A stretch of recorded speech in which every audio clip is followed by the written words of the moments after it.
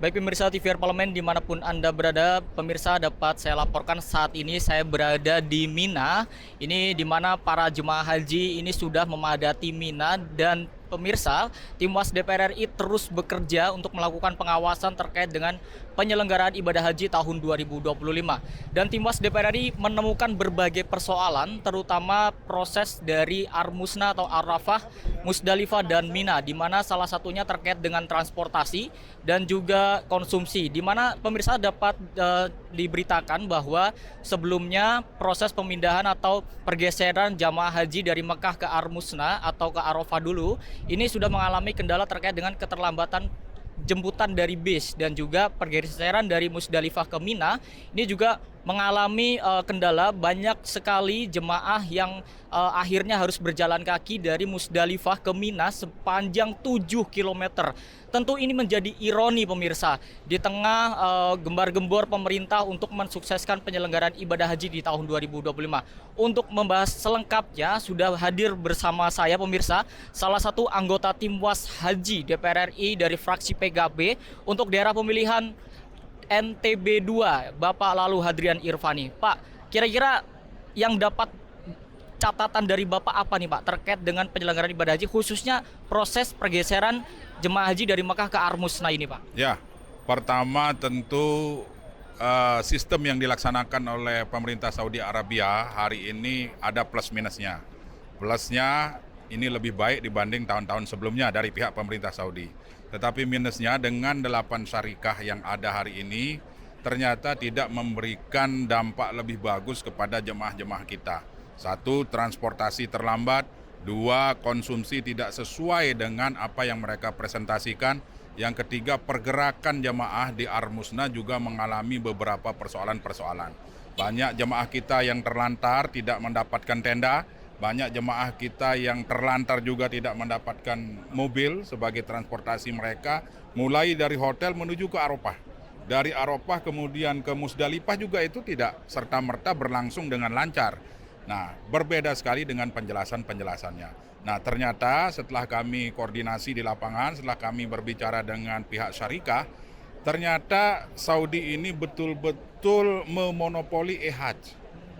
Menggunakan sistem elektronik, menggunakan e-hajj, maka data yang terkirim dari Indonesia di e-hajj tersebut, itulah yang digunakan sebagai sumber data. Persoalannya di kita adalah data yang terkirim dari pemerintah Indonesia tidak urut. Contoh misalnya suaminya di nomor 200, istrinya di nomor 1000. Begitu juga sebaliknya, pendampingnya di nomor 2000, yang didampingi berada di nomor 3000. Nah, inilah yang menyebabkan tenda terpisah, menyebabkan mobil terpisah dan sebagainya. Nah, tentu persoalan-persoalan ini menjadi evaluasi kita ke depan. Menjadi pelajaran bagi kita pemerintah Indonesia yang hari ini seharusnya kami berharap agar Kementerian Agama ini husnul khotimah.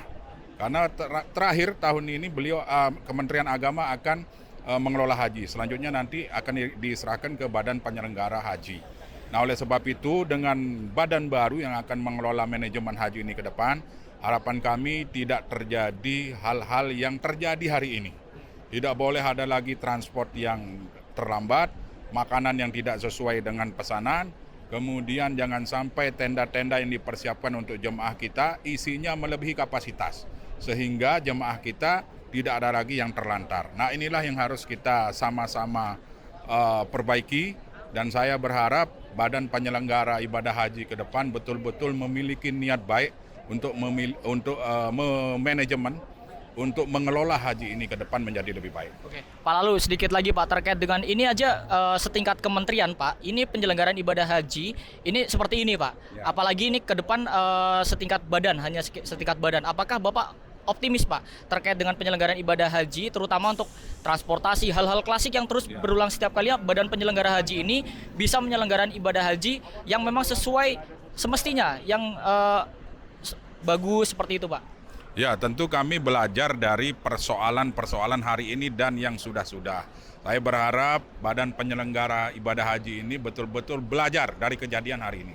Kami di DPR RI akan terus mengawasi untuk betul-betul menjaga apa yang menjadi harapan dari seluruh jemaah kita yang sudah antri bertahun-tahun.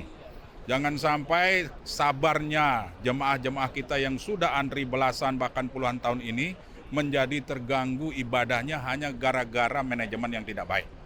Nah, ini yang perlu kami awasi juga. Kami di DPR RI bersama teman-teman di Komisi 8 juga siap untuk betul-betul mengawal ini sehingga proses haji kita ke depan akan jauh lebih baik dari tahun-tahun sebelumnya. Saya percaya Pak Presiden Prabowo juga sangat memperhatikan ini sehingga dengan badan baru yang dibentuk oleh beliau insya Allah menjadi solusi untuk mengatasi persoalan-persoalan haji kita ke depan. Baik, terima kasih Pak Lalu atas waktunya. Selamat melanjutkan pengawasannya kembali Bapak. Makasih. Dan pemirsa TVR Parlemen, itulah wawancara saya dengan salah satu anggota tim Was Haji DPR RI, Bapak Lalu Hadrian, di mana tadi Bapak Lalu Hadrian memang menyoroti, mengkonfirmasi bahwa memang ada catatan terkait dengan penyelenggaraan ibadah haji tahun 2025 ini.